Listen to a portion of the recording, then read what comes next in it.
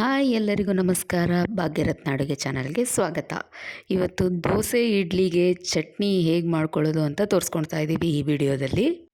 ಮೊದಲು ಮಿಕ್ಸಿ ಜಾರ್ಗೆ ಮಿಕ್ಸಿಯಲ್ಲೇ ರುಬ್ಕೊಂಡಿರೋವಂಥ ತೆಂಗಿನಕಾಯಿ ತುರಿ ಹಾಕ್ಕೊಳ್ತಾ ಇದ್ದೀನಿ ಅರ್ಧ ಕಪ್ಪು, ಮತ್ತು 1/4 ಕಪ್ಪು ಹುರ್ಗಡ್ಲೆ ಹಾಕ್ಕೊಳ್ತಾ ಇದ್ದೀನಿ. ನಿಮಗೆ ಖಾರಕ್ಕೆ ಎಷ್ಟು ಬೇಕೋ ಅಷ್ಟು ಹಸಿಮೆಣ್ಸಿನ್ಕಾಯಿ, ನಾನಿಲ್ಲಿ 4 ಹಾಕ್ಕೊಳ್ತಾ ಇದ್ದೀನಿ.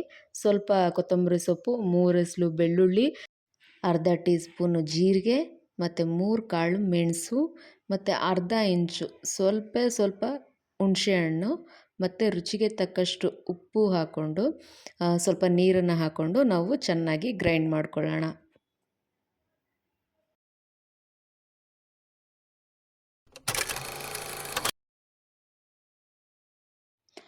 ನೋಡಿ, ಇಷ್ಟು ನುಣ್ಣಗೆ ರುಬ್ಕೊಂಡ್ರೆ ಸಾಕು. ಈಗ ಚಟ್ನಿ ರೆಡಿಯಾಗಿದೆ. ನೆಕ್ಸ್ಟು ಇದಕ್ಕೆ ನಾವು ಒಗ್ಗರಣೆ ಹಾಕ್ಕೊಳ್ಳೋಣ.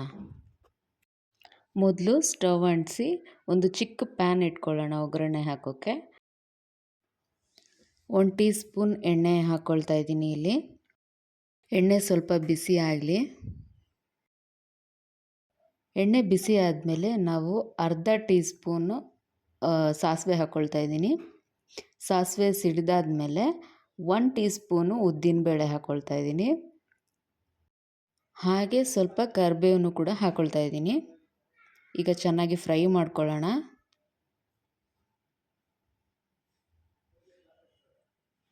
ಈಗ ಈ ಒಗ್ಗರಣೆ ಏನಿದೆ ಅದನ್ನು ನಾವು ರುಬ್ಕೊಂಡಿರೋವಂಥ ಚಟ್ನಿಗೆ ಹಾಕಿ ಚೆನ್ನಾಗಿ ಮಿಕ್ಸ್ ಮಾಡ್ಕೊಳ್ಳೋಣ.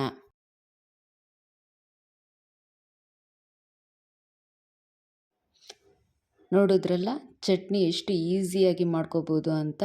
ಇದನ್ನು ದೋಸೆ ಇಡ್ಲಿ ಜೊತೆ ತಿಂತಾಯಿದ್ರೆ ತುಂಬ ಸಖತ್ತಾಗಿರುತ್ತೆ. ನೀವು ನಿಮ್ಮ ಮನೆಯಲ್ಲಿ ಟ್ರೈ ಮಾಡಿ ಹೇಗಿತ್ತು ಅಂತ ಕಮೆಂಟ್ಸಲ್ಲಿ ತಿಳಿಸಿ.